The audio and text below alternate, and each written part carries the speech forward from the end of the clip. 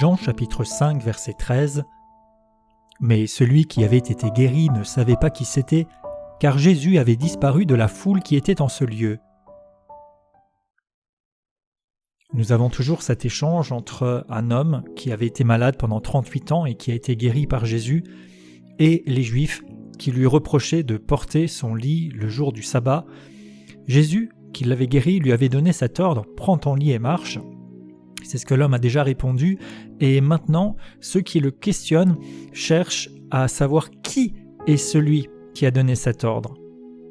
Et celui qui avait été guéri ne savait pas qui c'était, car Jésus avait disparu de la foule qui était en ce lieu.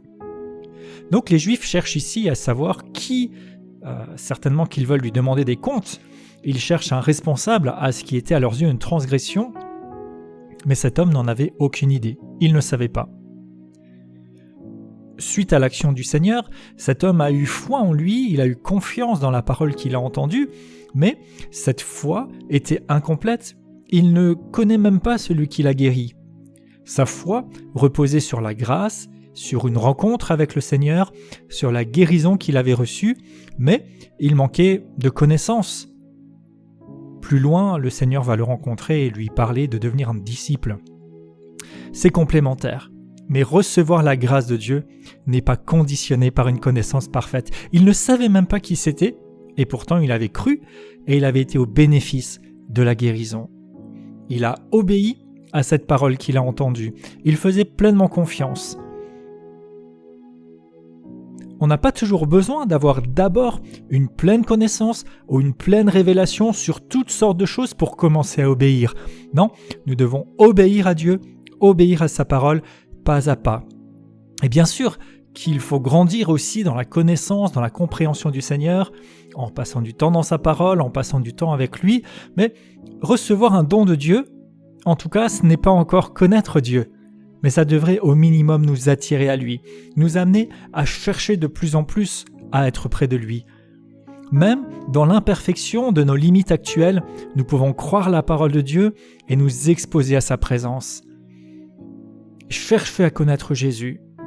Ne nous arrêtons pas seulement à voir ce qu'il fait, à chercher le bien que nous pouvons obtenir, mais qui est-il? Avoir une relation avec lui. Cherchez Jésus pour apprendre à le connaître, vivre en lui, pas seulement pour des signes, pas seulement pour des interventions, mais vraiment que son œuvre s'accomplisse en nous, à travers nous, que sa volonté soit réalisée.